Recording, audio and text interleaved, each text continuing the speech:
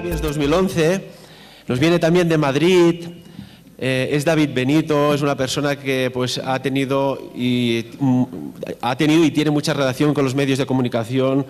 Un programa que hizo muy importante era La Zona Oculta.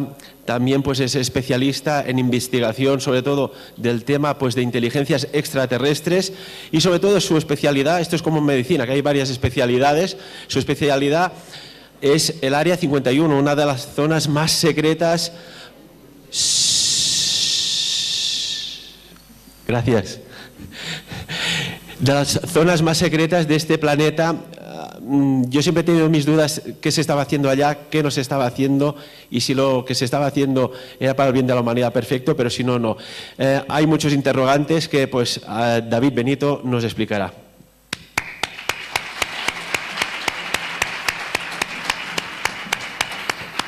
Buenas tardes a todos. En primer lugar, muchísimas gracias a la organización de este congreso, a Ferran y a todas las personas que participan en ella y bueno, a todos los sponsors que están haciendo posible el congreso. Felicitar también a todos los ponentes que han expuesto su tema hasta ahora, y quería hacer una mención especial porque bueno, me siento, por no decirlo, un poco tonto ya aquí arriba, que voy a contar yo un simple juego de niños después de haber visto la ponencia de Vicente Fuentes, que me ha parecido espectacular, independientemente del mensaje que cada uno quiere interpretar, pero que, bueno, pues una investigación para mí espectacular y le quiero felicitar públicamente. Y dicho esto, lo primero que voy a hacer es poner un vídeo. Llevamos una tarde bastante científica. Voy a intentar estos primeros minutos hacerlo bueno, más dinámico, dejar la ciencia a un lado, y les voy a invitar a todos a un particular viaje por Estados Unidos, en principio a través de imágenes. Vamos a ver un pequeño vídeo y después seguimos profundizando.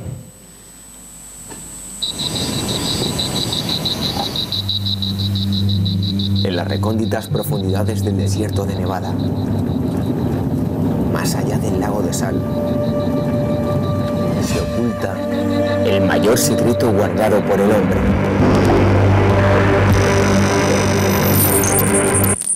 Área 51.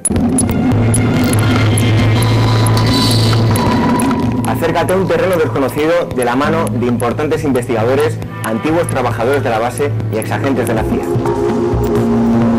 Adéntrate en oscuros secretos gubernamentales. Descubre testimonios impactantes. Sumérgete en experimentos prohibidos. Contempla tecnología de otro mundo.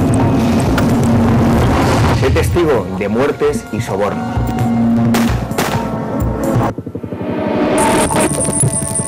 Atrévete a cruzar la barrera.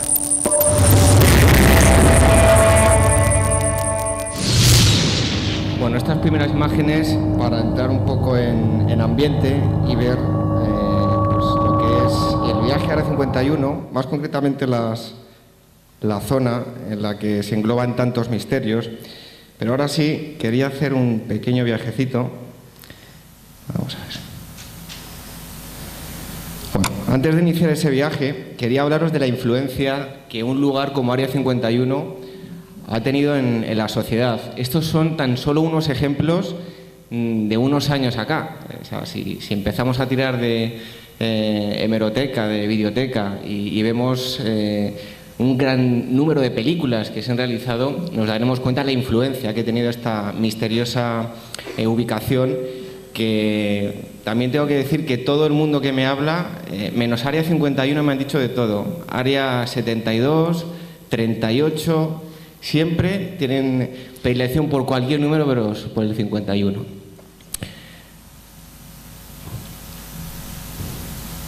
Bueno, parece que no quiere abrir.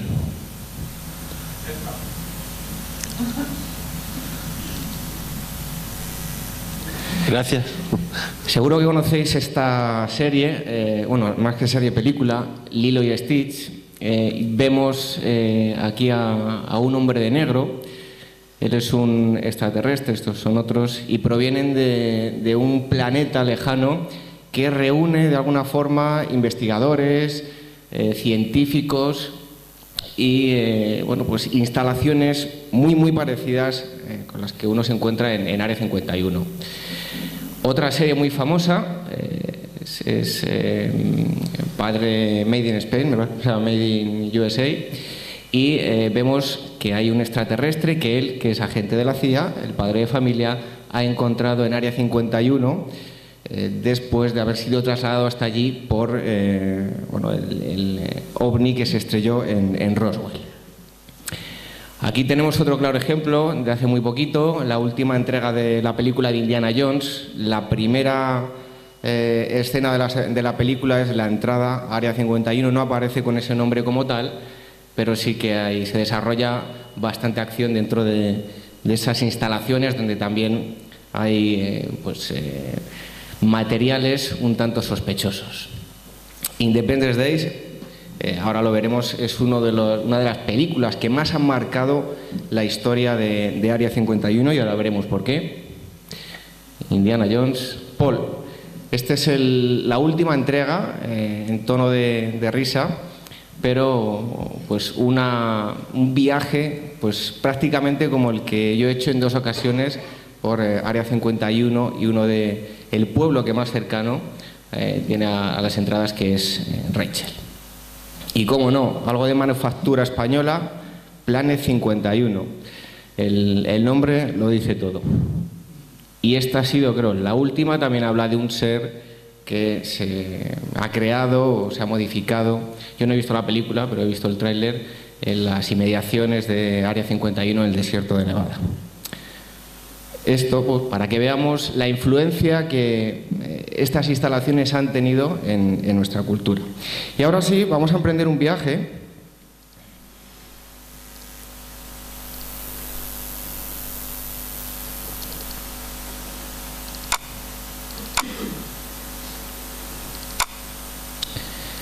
y yo os invito a todos a que partamos desde Los Ángeles o bueno, ya un poquito más avanzado, camino de Las Vegas por la carretera interestatal número 15. Seguimos avanzando, vamos viendo cómo el paisaje se va volviendo majestuoso. Según vamos avanzando, vemos que han ubicado las instalaciones en ese lugar por un motivo muy claro, y es porque es un sitio al que nadie, en su sano juicio, iría a menos que tenga la intención de ver Área 51.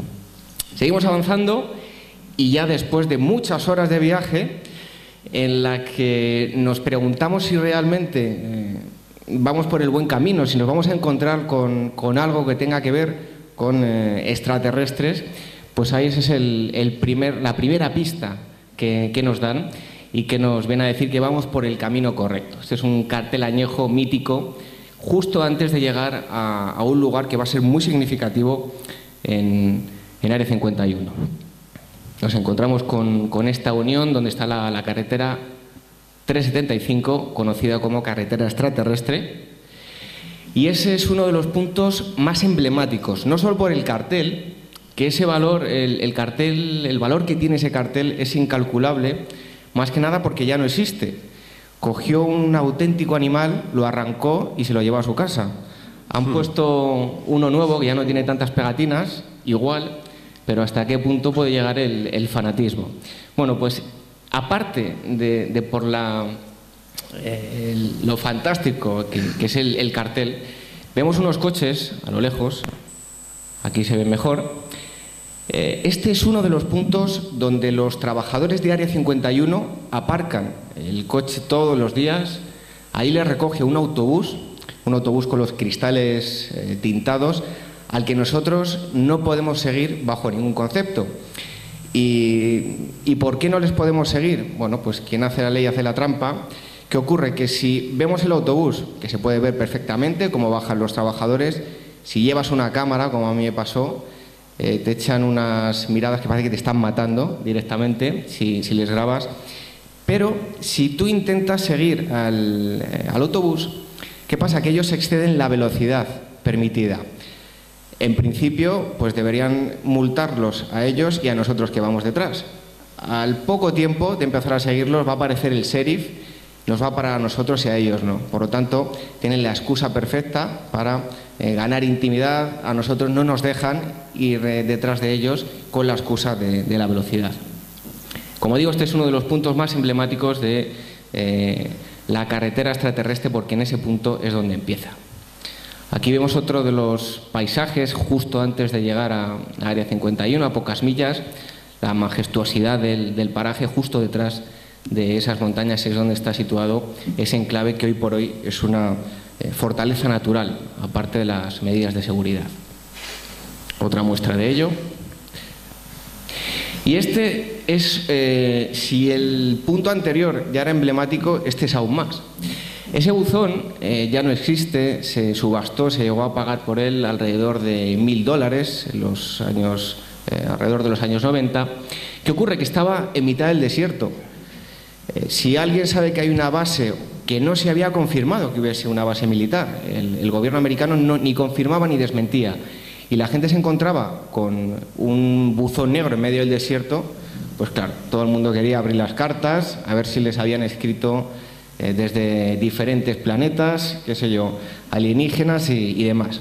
Llegaron a pegar tiros a ese buzón para abrirlo. Pertenecía y pertenece a la familia Medlin, que tiene un rancho que está colindando, está pegado a la zona restringida de esta base militar, y bueno, pues decidió cambiarlo por este, que es el que hay hoy en día y que ya tiene mayores medidas de seguridad, aunque bueno, pues es un punto no solo por esto que os cuento del buzón, sino que desde ese punto exacto es de donde se han producido los mayores avistamientos de extrañas luces que se estaban llevando a cabo detrás de las montañas, en el interior de Área 51, y eso fue una información que pasó Bob Lazar, y ahora contaremos quién es este caballero. Llegamos a Rachel, que es el pueblo donde más cerca están situadas las dos entradas a la base, la puerta principal y la entrada norte. Y allí nos acercamos, diría yo, a la meca de la ufología.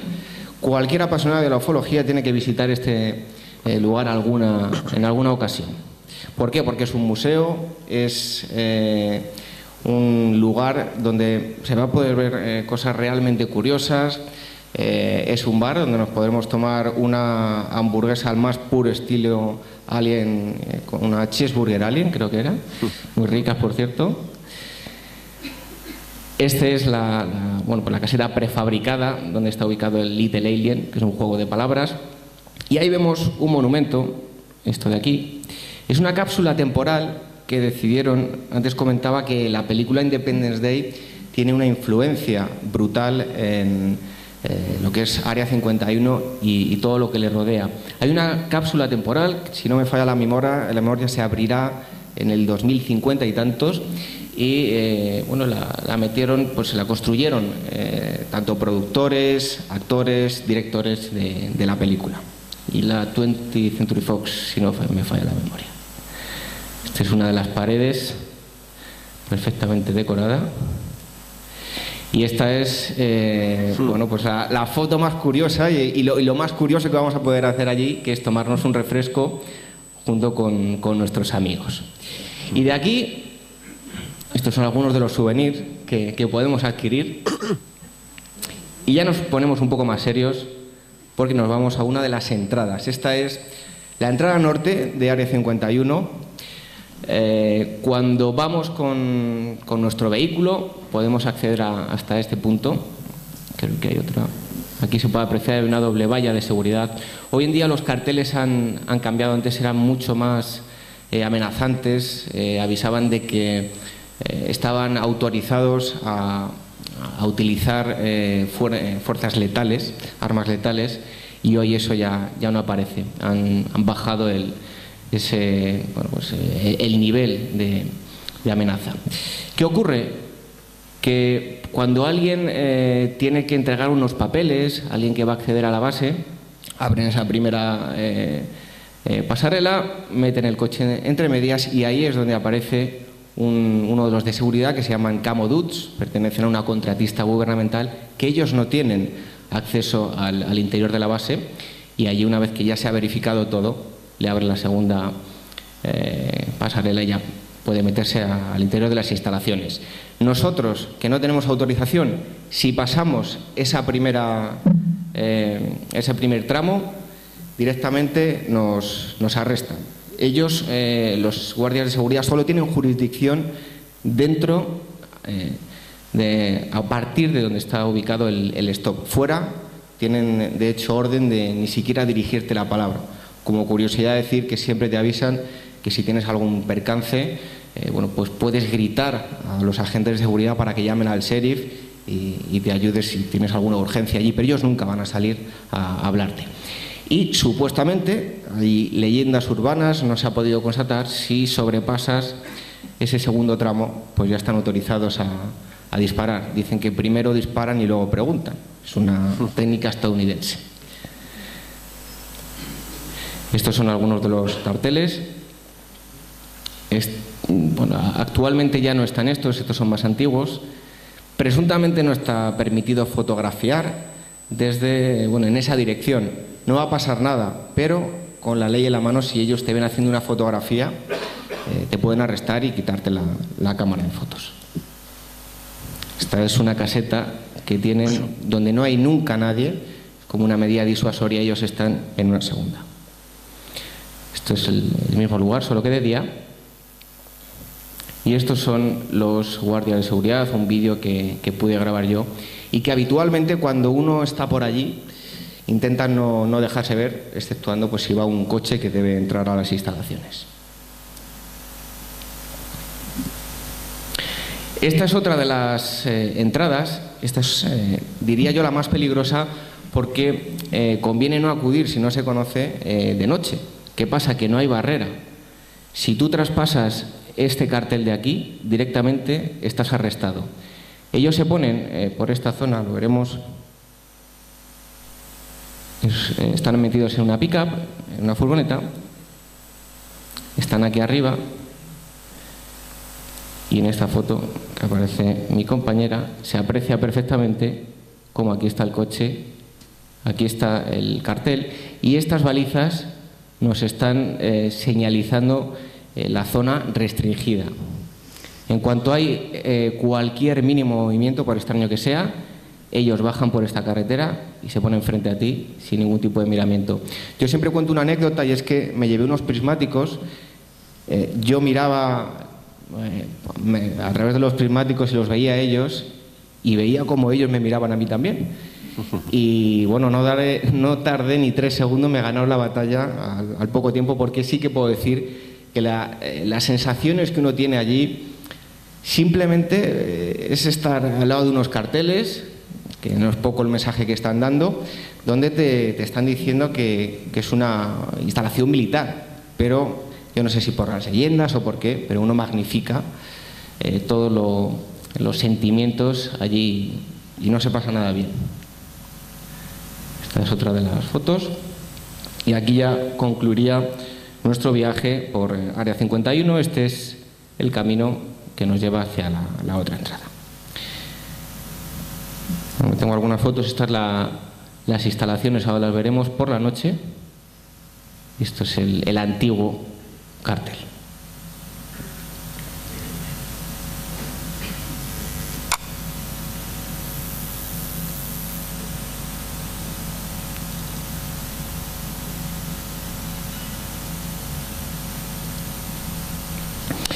Bueno, pues Área 51 oficialmente, hoy por hoy, a menos que hayan cambiado el nombre, recientemente se llama Home Airport y ese es, como decía, el cartel más emblemático de la base.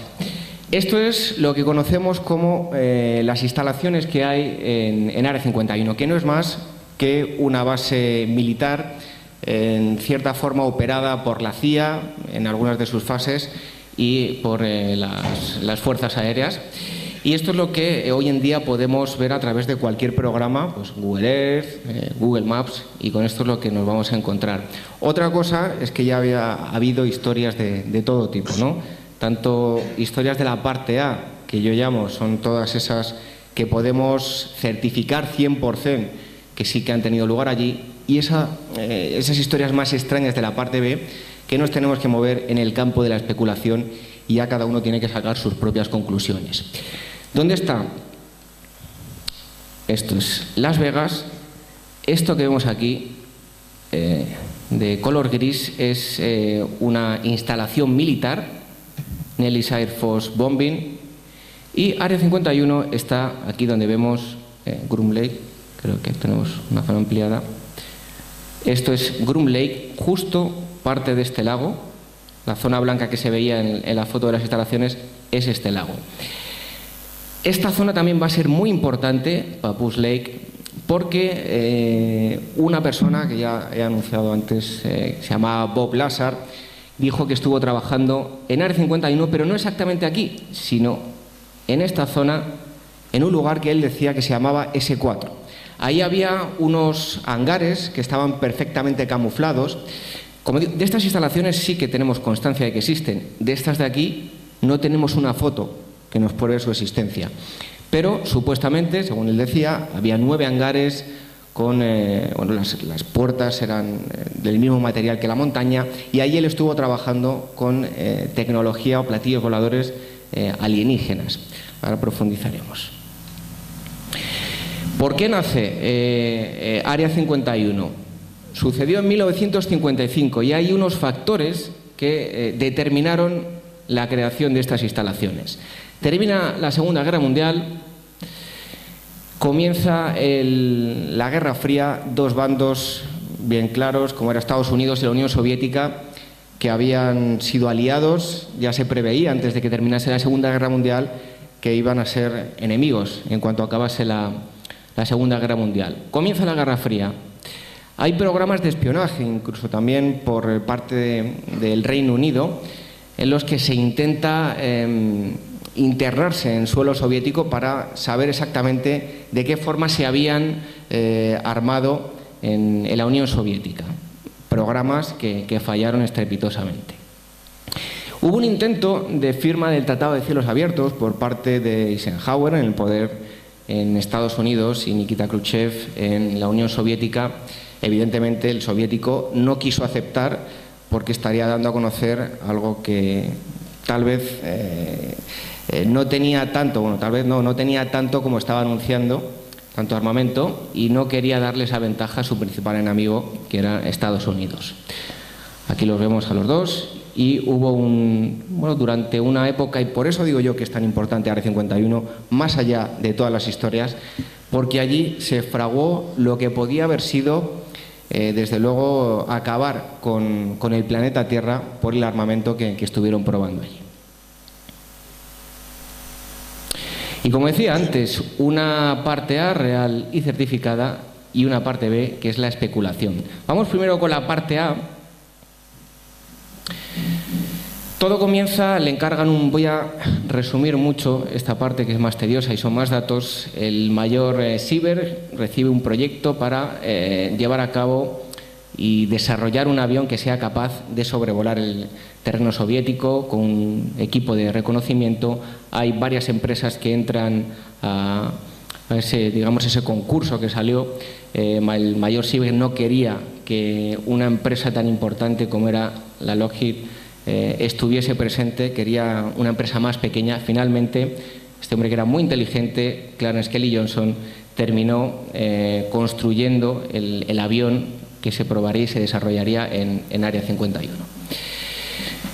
Este avión sería la causa principal de que se iniciasen las obras en Groom Lake. Es el U-2, un avión que finalmente sería derribado en terreno soviético. Allen Dulles, por aquel entonces, era director de la CIA, y él fue el que ordenó esa construcción.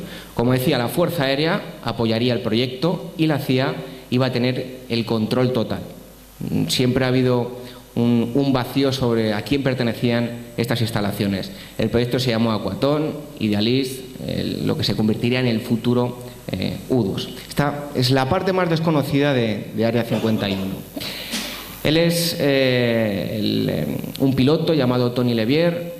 Estuvieron sondeando varias zonas de Estados Unidos finalmente, y después de haber visto muchísimas, decidieron que Área 51 o Groom Lake reunía todas las características. Había unas ventajas, que era una fortaleza natural, como ya hemos explicado, y tenía un lago seco, parecido a la base de Edwards, por lo tanto les podría facilitar el aterrizar aviones en el lago.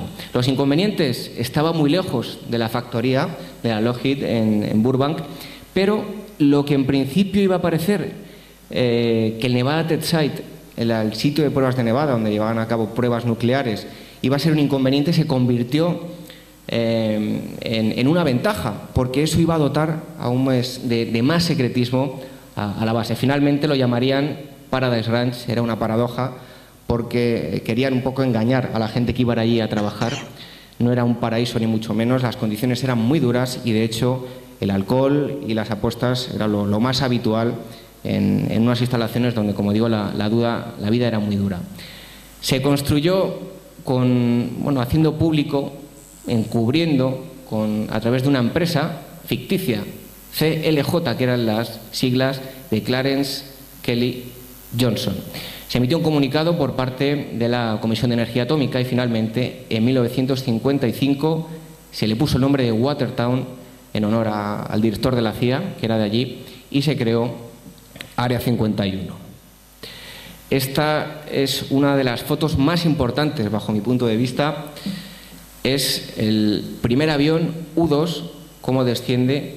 Venía de Burbank, venía desmontado y tenían que montarlo allí, desciende en la pista de Área 51. El derribo del U-2, comentarlo de pasada, él es Gary Powers, estuvo preso por parte de los soviéticos, hubo muchísima polémica y cayeron en la trampa los Estados Unidos, derribaron este avión que iba a dar paso, este derribo, al siguiente proyecto en Área 51, como son aviones como el Oscar, el A-12, es el proyecto más secreto jamás llevado a cabo en Área 51, después las variaciones del YF-12 y el SR-71, que es uno de los aviones también más conocidos desarrollados allí. Otros proyectos, seguro que este avión lo conocemos casi todos, en la Guerra del Golfo, lo hemos visto, diferentes versiones, aviones muy extraños como es el Traffic Blue, aviones experimentales, y este es el B-2, que sí, hoy hablaban también por la mañana de tecnología alemana. Si comparamos esto con el diseño de los hermanos Horten, es lo mismo, pero con una evidente evolución. Área 51 ha recogido la herencia en gran parte de los alemanes y ha seguido desarrollando y ampliando todo eso que los alemanes idearon. Otro de los aviones, este fácilmente reconocible, veíamos las imágenes hace bien poquito en el desastre de Japón, utilizaban un avión que además lo llevó Estados Unidos a Japón para enfriar los reactores. Era un avión no tripulado, que precisamente es sobre lo que están centrados en Área 51, en aviones que permitan introducirse en terrenos bélicos sin tener que causar bajas humanas. Y este es uno de los grandes, de los últimos proyectos que han salido a la luz, que ya solo el nombre asusta, la Bestia de Kandahar. También es un avión no tripulado y se ha desarrollado en Área 51. Esto de aquí es un dato que a mí me parece espeluznante, y más tal y como estamos en plena crisis económica mundial. 30.000 y 36.000 millones de dólares al año, lo que son 100 millones de dólares al día, que se gastan en este tipo de instalaciones. ¿Existe Área 51? Bueno, pues después de todo lo que hemos visto, claro que sí, existe, lo podemos ver, pero el gobierno americano siempre ha negado su existencia. ¿Qué ocurre? Que desde sus inicios, desde los años 50, ha habido avistamientos, rumores, todo desde su nacimiento. John Lear, que es una persona, los amantes de la ufología verán que es alguien muy controvertido, tiene unos cuantos detractores, gente también que le sigue, obtuvo una foto en 1978 que no se iba a hacer pública y que revelaba que había una fractura en la seguridad de Área 51. En 1987 aparece John Lear y empieza a contar historias que van a marcar la historia de la ufología. Historias que hablan de abducciones, historias que hablan de implantes, historias que hablan de extraterrestres y de tecnología en el interior de Área 51. Incluso se atrevía a hablar de las causas y los motivos de esas entidades extraterrestres en implantar tecnología en el interior del cuerpo de los humanos. En 1988 se publica una foto satélite, una foto de un satélite soviético que ya, si antes era un secreto a voces, esto aún más. En Estados Unidos varias revistas publicaron esta fotografía. En 1988 hay un programa de televisión, UFO Cover Up Live, donde hay un revuelo tremendo. Aparecen dos personas que hablan del famoso MJ-12, Falcon y Cóndor. Incluso llegan a decir que hay... después se descubrió que pertenecían realmente a las Fuerzas Aéreas Americanas y que participaron en la mayor campaña de desprestigio a la ufología por parte del gobierno americano. Llegaron a decir cosas como que a los extraterrestres les encantaba el helado de fresa y que les gustaba también la música antigua tibetana. Yo creo que habían visto Encuentros en la tercera fase y de ahí sacaron esa conclusión. 1989, un año clave, porque a finales de ese año aparece la figura de Bob Lazar, como ya hemos dicho, una persona que decía haber trabajado en Área 51, y es realmente cuando salta a los medios de comunicación y hay un reconocimiento y un interés a nivel mundial por Área 51. Pero, sin duda, lo que más le va a marcar y lo que más le va a molestar al gobierno americano es lo que ocurre en 1994, porque varios ex trabajadores que sí han podido demostrar que estuvieron trabajando para una contratista gubernamental, como era EG&G, denuncian a Área 51, la llevan a los tribunales y se ven obligados, ya por fin, a admitir que hay unas instalaciones. No reconocen el nombre, lo único que hacen es decir que hay pues unas instalaciones junto al lago Groom, en el desierto de Nevada, donde se llevan a cabo proyectos clasificados. ¿Por qué no le ponen ningún nombre y cuál era la intención del abogado de todas estas personas que denunciaron por saber cuál era el nombre? Porque si obtenían el nombre de Área 51, podrían vincular esas instalaciones a un documento donde se demostrase que estaban llevando a cabo actividades ilegales que habían provocado incluso la muerte de ciertas personas, y de esa forma, no diciendo y no poniendo ningún nombre oficial, pues nunca iba a pasar. Esto es un memorándum que firmó Clinton donde eximía a Área 51 de toda legislación y convertía pues esa zona en un país con una legislación propia. Podían hacer lo que les diese la gana.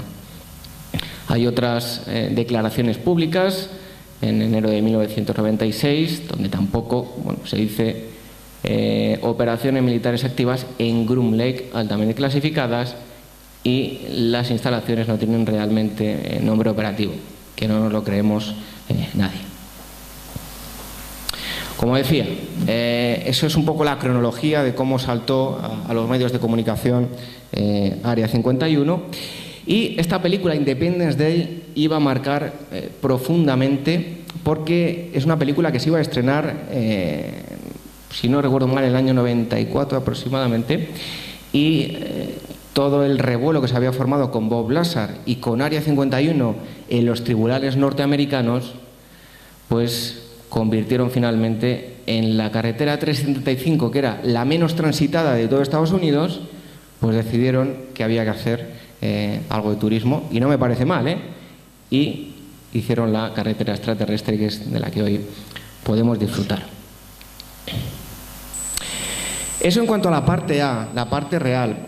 Y quiero recalcar muy rápido esa denuncia de los trabajadores. Yo en el libro que he escrito, y creo que es la parte más allá de historias de extraterrestres, la parte más seria, lo llamo el humo de la muerte, porque habla de, pues eso, de gente que estuvo obligada a inhalar humos tóxicos de quemas de piezas de aviones que por aquel entonces estaban clasificados y no podían realizarlas en una incineradora oficial porque estarían revelando ya cuáles eran esos materiales, eran proyectos clasificados. ¿Qué deciden? Bueno, pues coger a varios conejillos de Indias, se los llevan a mitad del desierto de Nevada y allí es donde queman esas piezas de aviones que no querían sacar a la luz. Y bueno, pues algunos de ellos, como digo, han fallecido, otros se encuentran muy mal. Yo conseguí hablar con uno de ellos, al cual entrevisté para el libro. Me dijo que por favor no dijese su nombre y yo le llamé Mr. W, así aparece en el libro. Y bueno, me contaba que se sentía defraudado por el gobierno americano y yo ahí es donde quiero recalcar que no sé si habrá extraterrestres en Área 51, no lo sé, pero no humanos, o por lo menos gente sin humanidad sí que la hay, porque hay gente que hoy en día, esta persona de la que hablo, no puede soplar siquiera un pastel de cumpleaños de cómo está físicamente. Y le han negado una indemnización, una mísera indemnización, con el dinero que hemos visto que nos están gastando día tras día en instalaciones de este tipo. Le han negado una indemnización porque le han quebrantado completamente su vida de alrededor de $200.000. Bueno, pues esa es la parte más dura de Área 51 y creo que la parte más terrorífica. En cuanto a la parte B, que será la parte que más le interesen a muchos de los que hay aquí en esta sala y la que más nos hace soñar. Ya hemos hablado de John Lear. Él es un personaje curioso de conocer, desde luego. Fue antiguo piloto de la CIA, ha trabajado para diferentes compañías aéreas comerciales y pues diría yo que es el portavoz de las historias más, que me perdonen algunos, más rocambolescas, ¿no? Porque en su día pues fueron una auténtica revolución. Como digo, hablaba de implantes en humanos, fue quien revolucionó la ufología. Bob Lazar, ahora sí cuento más detenidamente su historia. Él bueno, pues relata, si ya extraña es la historia de Bob Lazar, todavía más su vida cuando uno intenta obtener datos sobre su pasado. ¿Él qué es lo que dice? Él llega un determinado día donde en una televisión de Las Vegas hay un periodista llamado Joe Knapp y a través de John Lear consigue contactar con Bob Lazar. Le dice que tiene una información explosiva, que trabaja para una zona, para el gobierno americano, en una zona del desierto de Nevada, donde están investigando sobre proyectos clasificados. Ahí, ¿qué es lo que ocurre? Que da un paso más allá y dice que está en contacto con tecnología que no es de nuestro mundo, que le han contratado para realizar ingeniería inversa, es decir, partir de un elemento ya terminado, como puede ser una nave o un ovni, como lo queramos llamar, y intentar averiguar cómo funciona. Está varios meses trabajando allí, acude con John Lear al famoso Black Mailbox, ese lugar tan emblemático, porque sabía perfectamente, aquí es uno de los puntos interesantes, sabía perfectamente cuándo se llevaban a cabo las pruebas en Área 51. Si era un farsante, ¿por qué sabía que los miércoles por la noche, más o menos a partir de las 9, era cuando iban a aparecer todas esas luces sobrevolando el espacio aéreo de Groom Lake, de Área 51, y unas luces que iban a hacer unos movimientos muy extraños? Cualquier persona que pensase que en su interior había una persona o tenían un sistema donde se controlase la gravedad, o esos movimientos directamente iban a desmembrar a esa persona. Él es uno de los puntos importantes de Bob Lazar, que él conocía la fecha y el horario de esas pruebas. Sale en televisión dándose información. En primer lugar lo hace bajo seudónimo. Él se puso el nombre supuestamente de su jefe en Área 51 y el revuelo que se armó fue brutal. A los pocos días su jefe le llamó a su casa para decirle que se estaba loco, que que hacía contando toda esa información, y más cuando había firmado un contrato de confidencialidad, donde por revelar aquella información podía entrar en la cárcel e incluso pues podía tener que hacerse cargo de multas económicas bastante importantes. ¿Qué decide hacer? Impulsado sobre todo por John Lear, por George Knapp, deciden llevarle a la televisión, pero ya no para que aparezca con el rostro cubierto, sino para que revele su identidad y que le sirva como seguro de vida para, pues que si le ocurría algo, para que quedase claro que estaba revelando esa información y que si el gobierno americano pues intentaba matarle, era por haber contado eso al mundo. Hubo un gran interés, sobre todo en Japón, que curiosamente primero se llevó ahí la información, luego fue creciendo en Estados Unidos y posteriormente llegó a conocimiento a nivel mundial.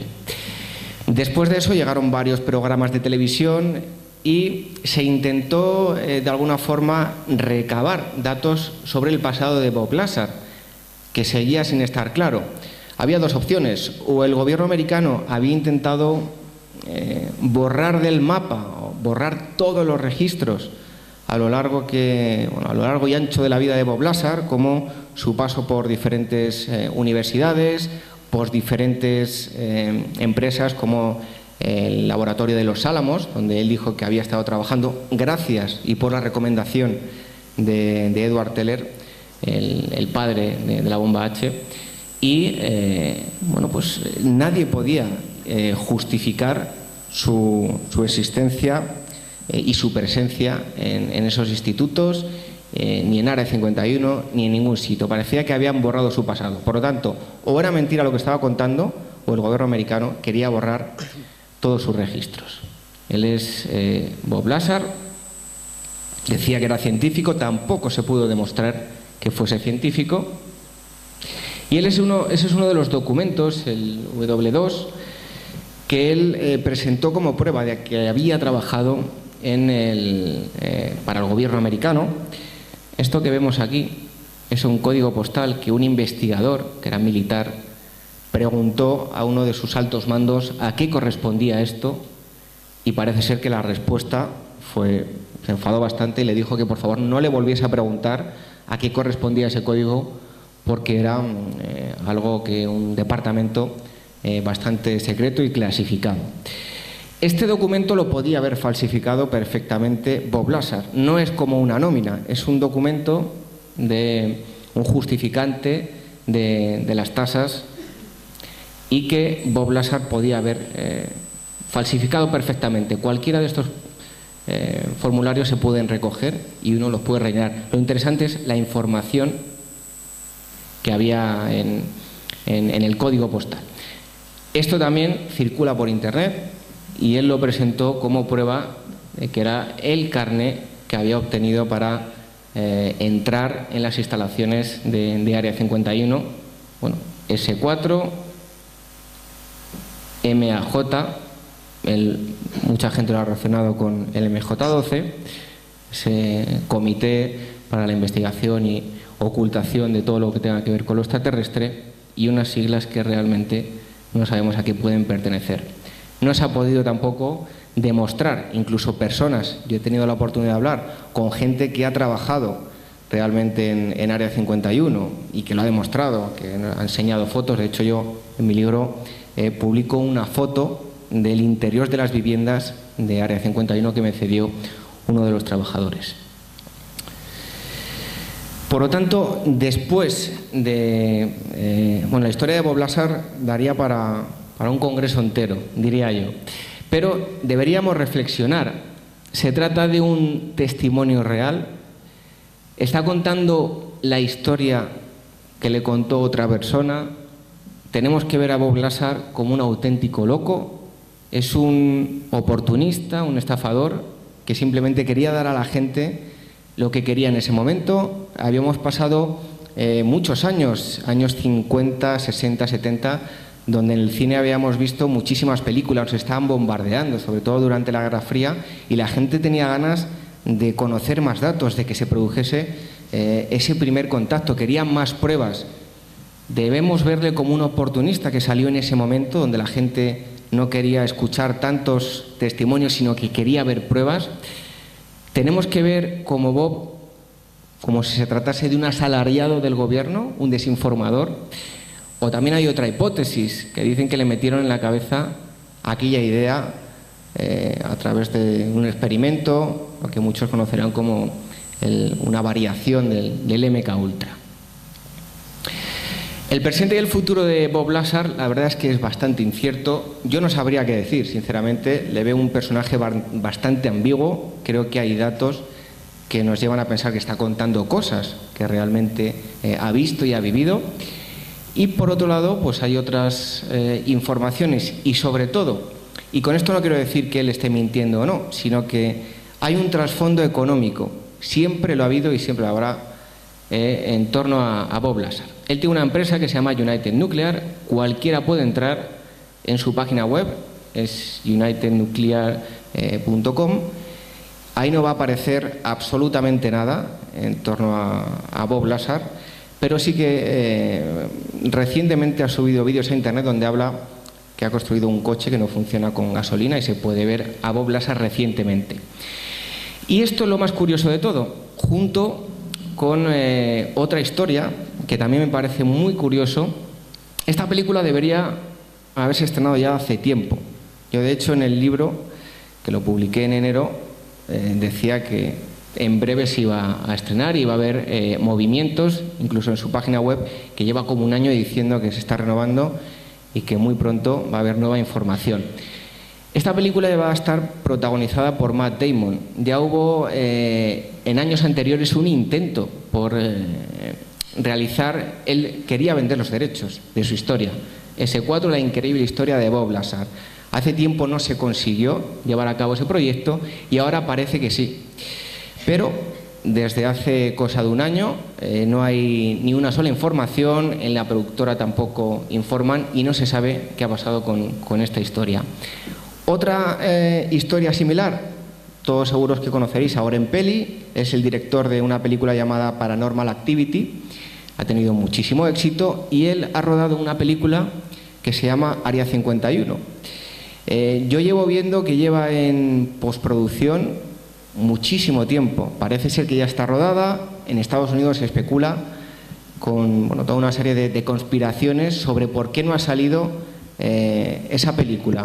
Decían que le habían dado órdenes de que no sacase a la luz y que no estrenase la película. En principio se esperaba para 2010. En 2012 todavía no hemos tenido nada.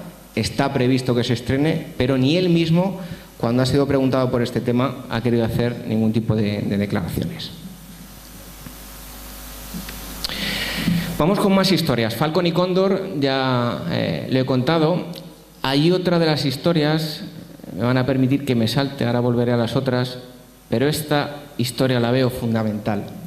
Jerry Freeman era una persona aventurera, alguien que quería conocer más datos sobre sus antepasados en Estados Unidos. Él era un explorador y quería encontrar unos vestigios del paso de una caravana llamada los 49ers en plena fiebre del oro, y decidió en primer lugar pedir permiso al gobierno americano para introducirse donde supuestamente están esas instalaciones llamadas S4, que es donde dijo Bob Lazar que estaban escondidos los platillos voladores. Bueno, pues como se pueden imaginar, no le dieron permiso y él, por su cuenta y riesgo, decidió internarse en la rudeza del desierto, estuvo a punto de morir, y ver si encontraba alguna herradura, alguna placa que demostrase que por allí había pasado esa caravana de los 49ers. Bueno, pues no encontró lo que él buscaba, creo que un pedazo de lo que podía ser una herradura, tampoco lo pudo confirmar, pero al llegar a la zona del S4, él vio unas extrañas luces. Este es un testimonio que casi no ha salido a la luz y me parece el más interesante de todos. Él vio unas luces donde supuestamente no había nada. Dijo que se abrieron unas puertas y salió una luz como si de un gran hangar se tratase. Y después vio luces que no pudo describir. Simplemente eran luces extrañas y por ahí no hay ninguna carretera. Cuando él, no le consiguieron ni se enteraron que había sobrepasado el Nevada Test y había estado en suelo restringido, le preguntaron, de hecho él no tenía ningún interés y le dijo que le daba exactamente igual lo que había visto, pero consultando con una persona que incluso se trasladó a vivir durante unos años a Rachel, a los aledaños de Área 51, se llama Glenn Campbell, le consultó qué eran aquellas luces que podía haber visto. Entonces, Jerry Freeman estaba convencido de que se podía tratar de Área 51, lo que hemos visto en Groom Lake, las instalaciones que hoy por hoy podemos ver. Pero es que estuvo explicándolo Glenn Campbell y era imposible. ¿Por qué? Porque las montañas le tapaban y era imposible que pudiese ver ninguna luz procedente de Área 51. Por lo tanto, ¿qué era lo que estaba viendo? Había visto luces donde hoy por hoy el gobierno dice que no tiene nada, no se ha podido demostrar tampoco que las haya, pero en el lugar donde debería estar el S4, los hangares con esos presuntos platillos voladores, pues ahí sí que había luces. Y bueno, ese es un testimonio que casi no se ha dado a conocer y a mí me parece el más interesante de Área 51. Hay otros también muy curiosos, como es el de Marion Leo Williams. Voy a resumir porque no tenemos demasiado tiempo. Marion Leo Williams trabajó para la CIA, tuvo que retirarse porque tuvo cataratas y finalmente terminó trabajando para una contratista revisando tecnología, y aquí ve lo interesante, y él decía que tecnología extranjera refiriéndose a que no era de la Tierra, tecnología alienígena. Parece ser que él tuvo cáncer, murió y justo antes de morir pues decidió dar a conocer su testimonio y dijo que había estado en Área 51 y que aquello le parecieron las instalaciones más impresionantes y también por el tipo de tecnología con la que tenía contacto. Otro de los interesantes también es David Adair. Tampoco se ha dado mucho a conocer aquí en España. Se le conoce como el chico prodigio de los cohetes. Cuando era tan solo un adolescente ganó un concurso, incluso el gobierno americano le llevó para que desarrollasen un cohete, y sin él saberlo, porque él conocía, le hicieron aterrizar, le llevaron en un avión y le llevaron a unas instalaciones que él supuestamente en los mapas no había visto. ¿Cuáles eran estas instalaciones?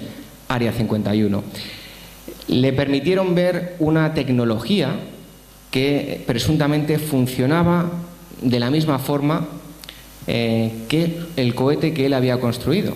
Era un chico adolescente y le introdujeron dentro de los hangares que hay en las instalaciones de Groom Lake, en Área 51, y dijo que vio una máquina impresionante con la que tuvo una cierta simbiosis, que conseguía tocar esa especie de aeronave y que se integraba en ella. Resumiendo mucho la experiencia.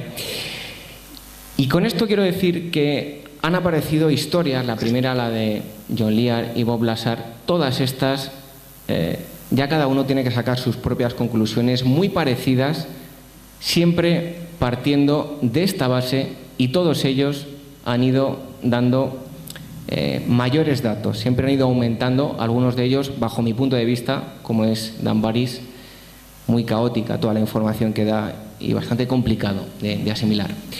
Y lo último que ha aparecido, que me parece lo más sorprendente, yo siempre he dicho que seguirán apareciendo historias de este tipo, han aparecido muchas y según vayan pasando los años conoceremos más de distinta forma. La última, un libro en Estados Unidos, la autora se llama Jacobsen, y entre otras cosas están muy enfadados los antiguos trabajadores de Área 51 que le han ofrecido su testimonio para que hace poco también ha salido el documental en el que se ha basado sobre el que se ha basado el libro en el National Geographic, creo que es. ¿Y qué viene a decir? Entre otras muchas cosas, lo más polémico es que Mengele, todos conocemos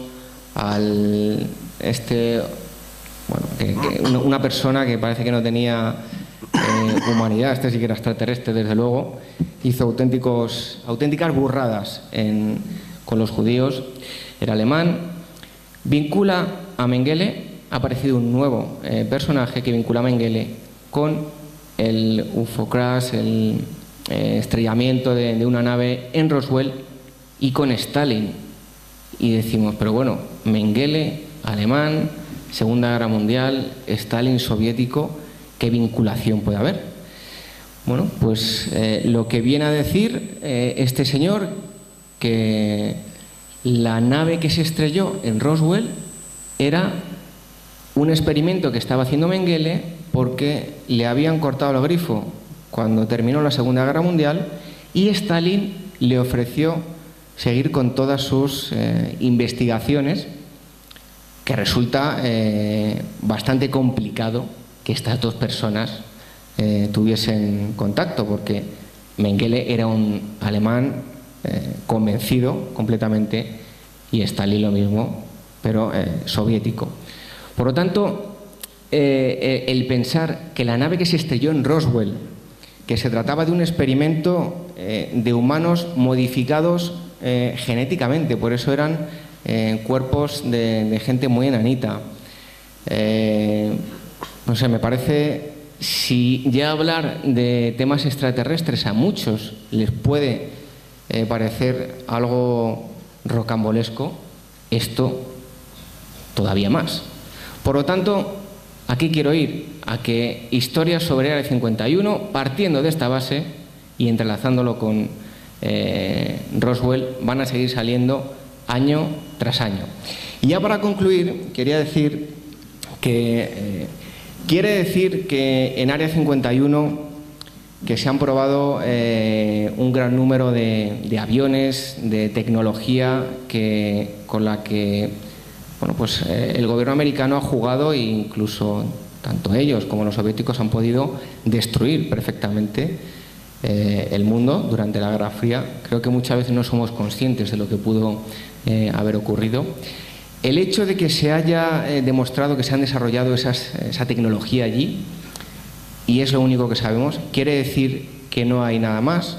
No. Eso es lo que hemos contado y lo que hoy por hoy, gracias a documentos desclasificados, a biografías que han publicado gente que ha trabajado ahí, pues hemos ido conociendo.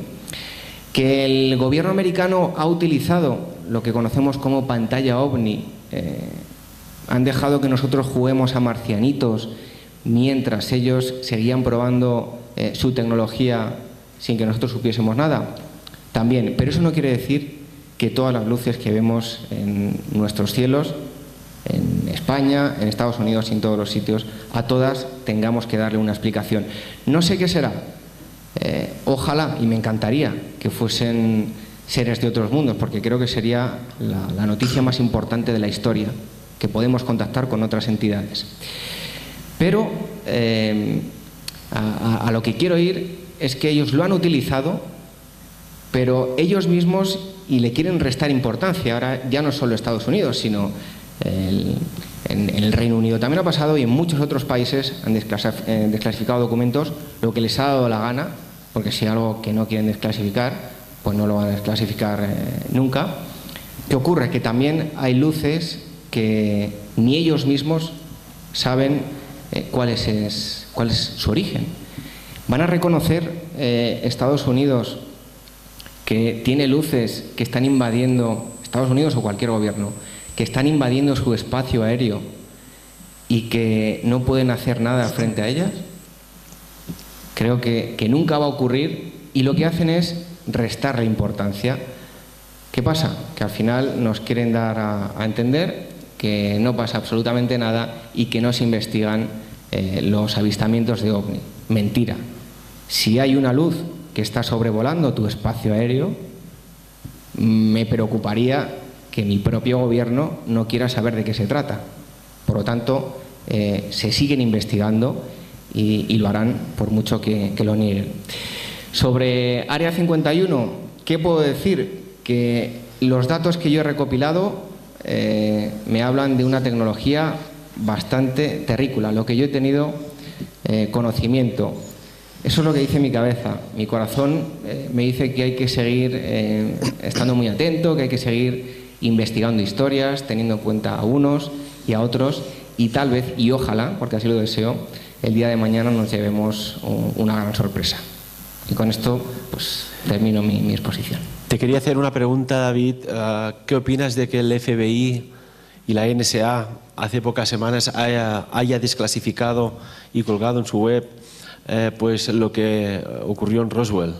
Es que lo que había que preguntarse es hasta qué punto han desclasificado.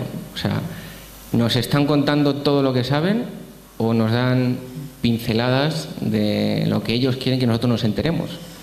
Por lo tanto, bueno, pues siempre van a desclasificar cosas que no tenemos que olvidar. Todos los que desclasifican, para ellos no tienen ningún interés. Por lo tanto, son, digamos, sus desechos. Que no nos esperemos nunca que vayan a desclasificar algo importante y más en este sentido con tecnología extraterrestre. Yo lo veo muy complicado. Y, por ejemplo, que en el National Press Club exmilitares norteamericanos que habían trabajado en bases con armamento balístico nuclear hicieron una rueda de prensa pública diciendo el grado que tenían, etcétera, etcétera, y sus funciones allí, que decían que, bueno, que aparecían objetos voladores y desactivaban cabezas nucleares.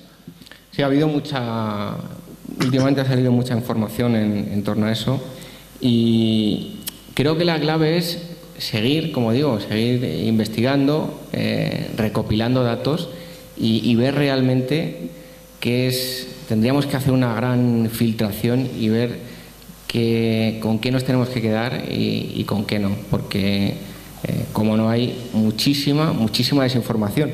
Hay una cosa muy curiosa, yo lo reflejo también en el libro, y es que a un integrante de la CIA le preguntaron que si realmente habían estado utilizando durante tantos años eso que yo llamaba la pantalla OVNI, ¿no? Y decía que sí, que si les había funcionado durante tantos años, ¿por qué lo iban a dejar de utilizar ahora? Pero eso no quiere decir, como digo, que los objetos voladores no identificados no existan y que ellos estén preocupados por ello. Muchas gracias, David. David Benito.